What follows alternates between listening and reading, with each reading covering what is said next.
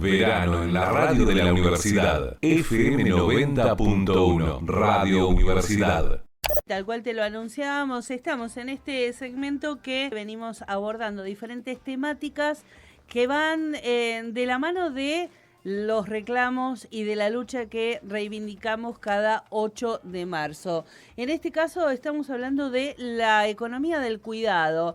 Lo venimos abordando en Radio Universidad desde hace un tiempo ya y ya hemos demostrado de qué manera la pandemia, el aislamiento, el distanciamiento, el trabajo desde el hogar y no hizo más que ahondar en las brechas de género que ya estaban presentes en la economía, en una economía que desconoce que las tareas de cuidado alcanzan el 16% del PBI y que según la última medición durante la pandemia alcanzó el 21% del PBI. Pero para entrar con mayor detalle en el tema, le vamos a dar la bienvenida a una especialista en economía feminista, licenciada en economía, docente, investigadora de nuestra universidad, la Universidad Nacional del Centro. Ella es Laura Farsi. ¿Qué tal, Laura? ¿Cómo estás? Soledad te saluda. ¿Qué tal? Buenos días, Soledad. ¿Cómo estás? Bien, bueno, ¿qué tema esto de eso que llamamos amor y que en realidad es trabajo no pago, ¿no? Sí, totalmente. Qué tema y qué base triangular para todas las desigualdades, ¿no? Que se edifican sobre esa. Totalmente, teniendo en cuenta sobre todo, este dato que en buena hora comenzamos a medir, que es la incidencia real que tiene las tareas de cuidado en la economía de un país, particularmente en la Argentina, según las primeras mediciones, un 16%. Mucho más que la industria.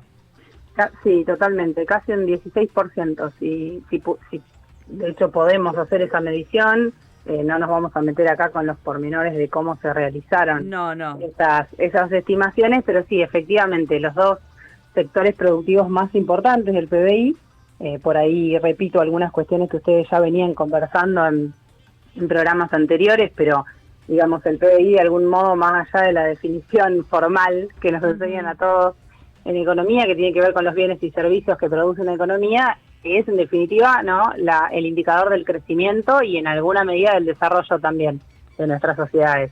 Y si miramos justamente la medición del PBI, lo que vemos es que históricamente los dos sectores que más pesan, es decir, que más producen, que más aportan a la economía local, son la industria y el comercio, casi con un porcentaje similar, ¿no? Sí. Que excede levemente el 15%. Uh-huh. Un poco estos informes que se han generado desde las diferentes direcciones que se armaron específicamente para eso a partir del gobierno de Alberto, que hoy preside Mercedes de Alessandro. Es importante mencionarlas porque a veces ni nosotras mismas conocemos a las compañeras que están dedicadas, ¿no? A esta tarea. Y es una tarea que la verdad es bastante poco considerada, inclusive dentro de las ciencias económicas, todo lo que tiene que ver con las estadísticas con perspectiva de género, o los presupuestos con perspectiva de género. Supongo que lo deben haber estado charlando también. Sí, todavía no hemos llegado, pero es un área que efectivamente, por ejemplo, acá en Olavarría discutimos acerca de qué presupuesto sí, qué presupuesto no, para un área muy sensible como es la de políticas de género, ¿no? Que no solo se encarga de lo general, sino también de la violencia en particular y la asistencia a las víctimas. Se pone en duda ese presupuesto, imagínate pensar presupuestos generales con perspectiva de género.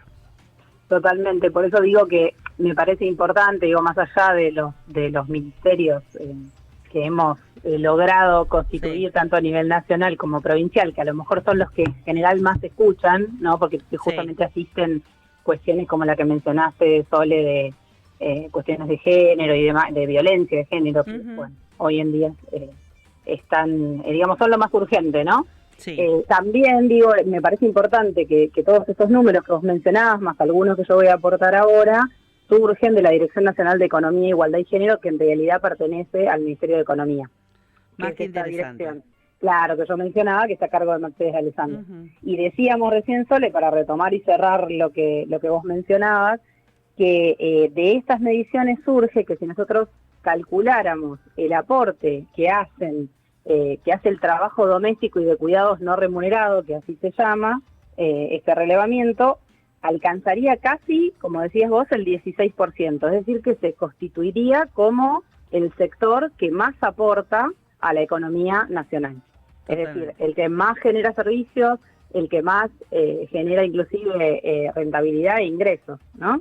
Entonces fue muy importante poder medir esto, porque si bien es algo que todas, e inclusive todos sospechábamos, bueno, poder medirlo y poder representarlo es importante a nivel después de poder pedir presupuestos, es importante a nivel, si querés, mediático también para poder difundirlo, pero también es importante para nosotras, para quienes trabajamos dentro de las ciencias económicas, porque históricamente a nosotros nos han dicho que estos trabajos son lo que se suele llamar economías sumergidas, claro. Un nombre tan fuerte, ¿no? Tan simbólico para invisibilizar nuestro trabajo. Totalmente, me quedé pensando, no había escuchado ese término de economía sumergida y es muy fuerte, realmente. Y también me quedé pensando en esto de que todos sospechábamos que la incidencia del trabajo y de las tareas de cuidado tenía importancia. Lo cierto es que en las ciencias sociales, a partir de la distribución del trabajo, ya con Marx y algunos filósofos y cientistas de mediados del siglo XIX, ya se empezaba a pensar esto, digamos. Faltaba que se metieran las ciencias duras para dar un número concreto. Sí, y también faltaba a lo mejor, bueno, pensando en línea con lo que vos proponés, me parece que también tiene mucho que ver, y a esto el feminismo en general, pero la economía feminista ha aportado mucho, a esa idea de volver a preguntarnos sobre el concepto básico sobre el cual está armado el sistema productivo, que es el concepto de trabajo. Claro. Y ahí, bueno, entiendo que esto también lo estuvieron conversando. Ese concepto de trabajo que parecía neutral y totalmente abarcativo, en realidad incluía únicamente el trabajo remunerado, ¿no? Claro. Cuando nosotros hablamos de empleo, nos referimos siempre al trabajo remunerado. Y todo lo que queda por fuera de la no remuneración, es decir, de la no relación directa con el capital, si querés llevarlo a términos de un poco hasta dónde llegaba el análisis de Marx en este sentido, bueno, ahí es donde nos sumergían, ahí es donde nos civilizaban, digamos. Claro. Porque, bueno, de acuerdo a la diversidad sexual del trabajo, a nosotros nos queda todo aquello que tiene que ver con el trabajo reproductivo, y justamente es el trabajo no remunerado, invisibilizado por estar sobre todo relacionado con el ámbito doméstico. Así que tiene que ver también con repensar un poco estos conceptos que utilizamos para analizar la realidad socioeconómica. Totalmente. Laura, efectivamente, estos datos que nosotros en primera instancia estamos señalando son el resultado del primer informe. Se hizo otro durante este año de pandemia que efectivamente trajo modificaciones a la cotidianeidad laboral, pero también en los hogares, y que finalmente vino a modificar efectivamente las formas de trabajo y las formas de domésticas en ese sentido, porque se empezaron a mezclar. ¿Qué sucede con los datos de este último informe? Bueno, los datos del último informe que surgió, del relevamiento que mencionás, y que tiene que ver obviamente con los efectos del aislamiento, en principio decir o repetir esto que vos mencionabas al principio, ¿no? Nosotros sabemos, nosotras particularmente sabemos que, bueno, dado que no teníamos instancias de escolaridad y de otras actividades, y que muchos de nosotros nos incorporamos a la estructura del teletrabajo, digamos, o del trabajo a distancia, obviamente hubo un aumento de todo lo que tiene que ver con las cargas de cuidado, de limpieza, ¿no? Todas las cuestiones vinculadas al sostenimiento de la vida, como decimos nosotras. Concretamente hubo, en términos de tareas domésticas, un aumento de más del 65% de la cantidad del tiempo que se dedicó a estas tareas. Y acá tenemos, bueno, digamos, una mezcla o una modificación heterogénea.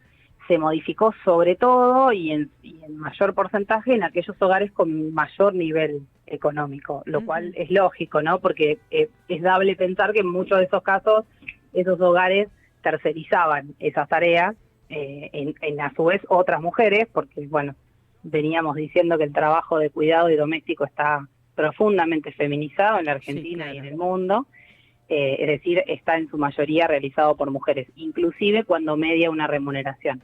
Entonces decía, aumentó más del 65% el tiempo que las personas encuestadas declararon dedicar a las tareas domésticas, y de ese aumento, de ese más del 65% de aumento del tiempo destinado a estas tareas, el 64% fue absorbido por mujeres. Sí. ¿No? Entonces, dentro de la desigualdad, la profundización de la desigualdad también está feminizada. Totalmente, sí. Totalmente, claro. Y ahí hay un dato que es bastante interesante. La encuesta estaba dividida en diversas tareas, ¿no? Porque las tareas de lo que sería el cuidado y domésticas, algunas tienen más que ver con la limpieza, otras con los cuidados de personas, tanto niños como adultos mayores. Y hay un tercer componente que tiene que ver con el traslado, ¿no? Que claro, también se incluye. Claro. Todo este traslado que yo vengo acabo de hacer, de llevar a las chiques a sus actividades escolares y extraescolares, que también está incluida en la encuesta. Sí. Pero bueno, yendo a limpieza, por ejemplo, eso me parecía que era un dato interesante. De este aumento, el 64% de los hogares encuestados declararon las mujeres que todo este aumento del 65% recayó sobre ellas. Claro. Solo el 20% declaró que el aumento de esta sobrecarga de cuidados que generó la pandemia fue absorbida por los varones del hogar, y solo en un 15% la distribución de ese peso de tareas, de aumento de tiempo en estas tareas, fue distribuido equitativamente, digamos. Claro. Sí, efectivamente se verifican y se profundizan los datos anteriores, ¿no?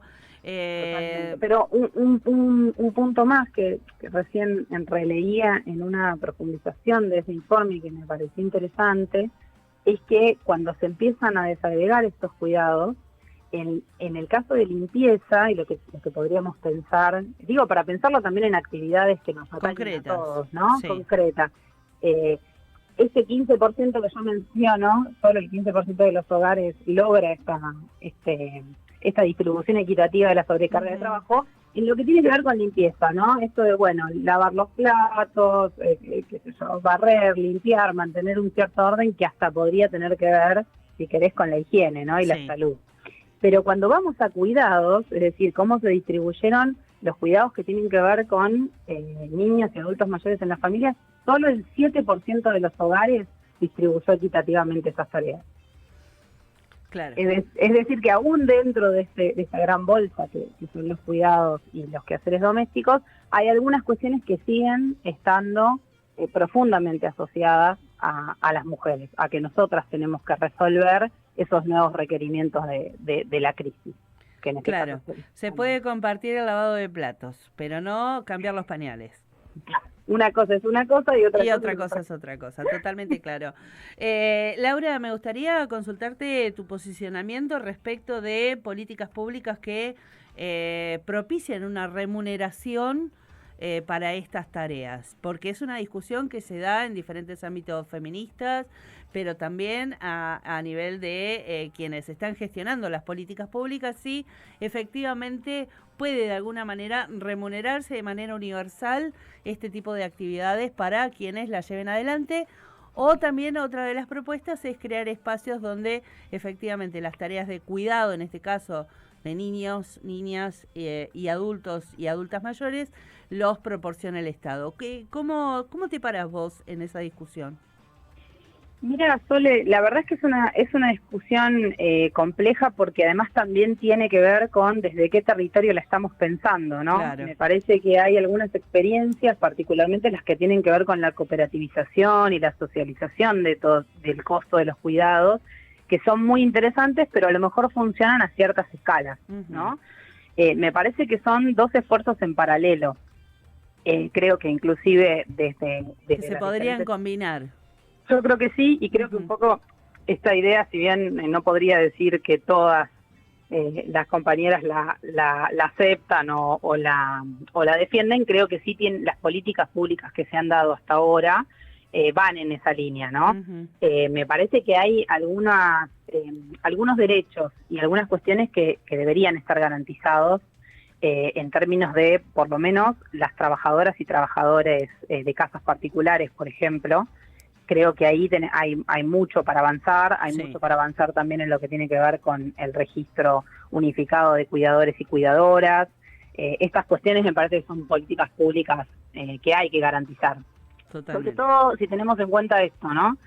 La pandemia nos dejó casi más de un 72% de trabajadoras y trabajadores, pero sobre todo trabajadoras domésticas, sin aporte jubilatorio. Sí. Entonces ahí, me parece que tenemos un déficit importante que hay que resolver, más allá de que en paralelo podamos estar encontrando otras instancias que colectivicen o cooperativicen este trabajo, porque es claro que, tercerizar las actividades que hoy serían, raíz de desigualdad para nosotras, para muchas de las mujeres trabajadoras, profesionales o semiprofesionales, tampoco resuelve el problema, ¿no? Claro.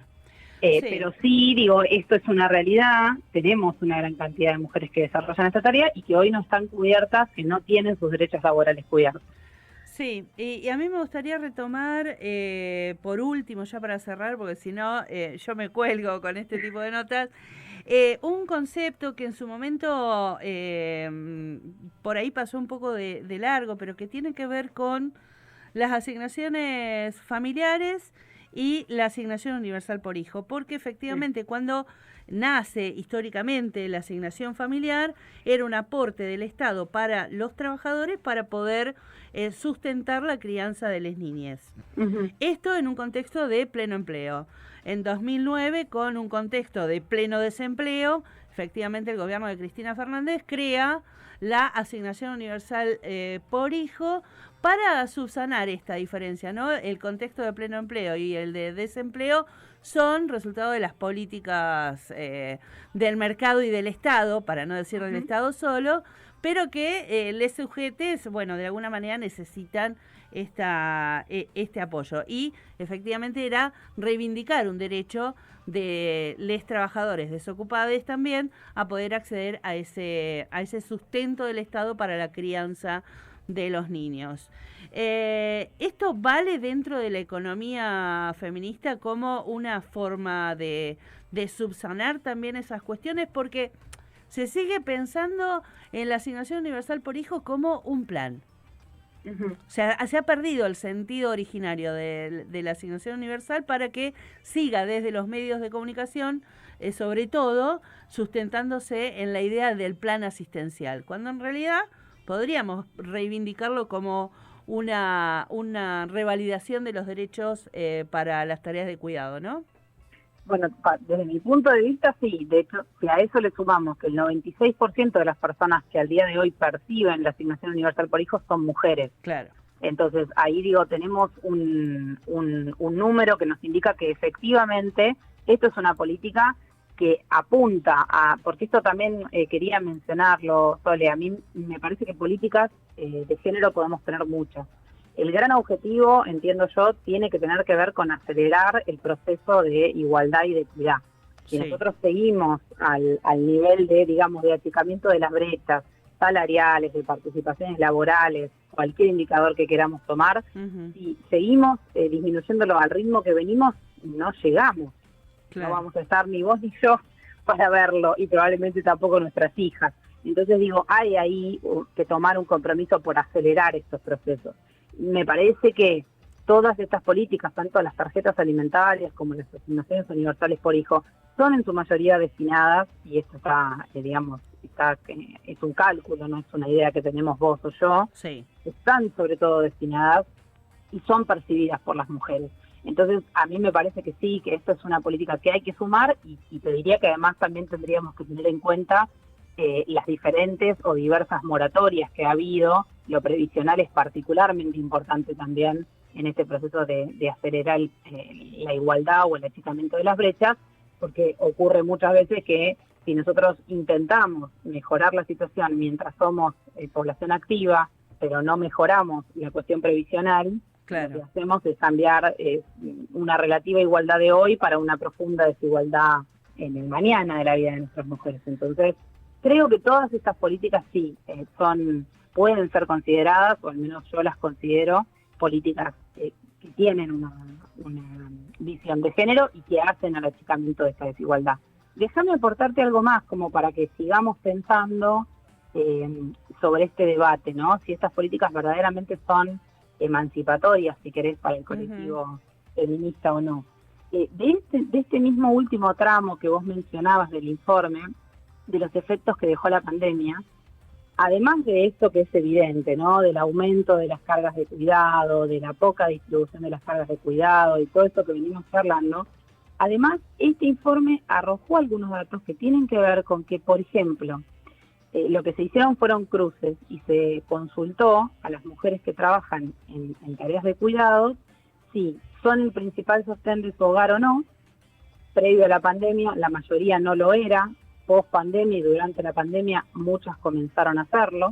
Esto es un dato importante, porque entonces ahí lo que estamos viendo es que si nosotras no garantizamos los derechos laborales de las trabajadoras de casas particulares, estamos incurriendo en profundizar esa igualdad. Claro. Pero a la vez, el otro eje de la consulta tenía que ver con si estas mujeres que desarrollaban tareas como principal sostén o no, además realizaban también las tareas de sobrecarga de cuidado que generó la pandemia en sus propios hogares. En total, si nosotros contamos la cantidad de mujeres que son sostenes de hogares o no, pero las que respondieron que sí se hicieron cargo de la sobrecarga de tareas, nos da el 81% de las familias de las mujeres encuestadas. Entonces ahí creo que está claro que, sea fuera del hogar o dentro del hogar, las mujeres nos hacemos cargo, con pandemia, sin pandemia, de las diferentes crisis del sistema, ¿no? Porque digo, la crisis de los cuidados no solo se dio en pandemia, ya venía siendo denunciada por el colectivo feminista previamente. Entonces ahí me parece que podemos tener una punta para desarmar este ovillo y entender que, por ejemplo, todas las políticas como la asignación universal por hijo que hagan que se reconozca de algún modo, se sostenga, se remunere el cuidado y el sostenimiento de esos hijos e hijas que van llegando al mundo, evidentemente es una política de reconocimiento de los cuidados. A lo mejor no es perfectible, pero evidentemente tiene que ver con reconocerlo. Se ha realizado fuera del hogar de manera remunerada y entonces la asignación aparece como un refuerzo, o sea únicamente la remuneración de los cuidados hechos en nuestro propio hogar. Perfecto. Laura, muchísimas gracias. Bueno, gracias a ustedes por invitarnos y permitirnos expresar nuestra voz. Y bueno, de cara al 8M, todo esto que venimos diciendo, Sole, evidentemente tiene que ver con que si nosotras paramos, claramente se para el mundo y ahora, puesto más en números, se para el 16% del aporte a nuestro PBI. Así totalmente, menos mal que no lo hacemos sin indefinido.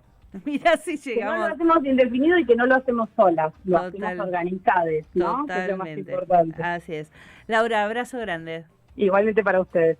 Estábamos en diálogo con Laura Farsi, ella es economista feminista, licenciada en Economía, docente investigadora de nuestra UNICEN, en el marco de los especiales de este 8M, el Día Internacional por la lucha por los derechos de las mujeres. Modo verano en Radio Universidad.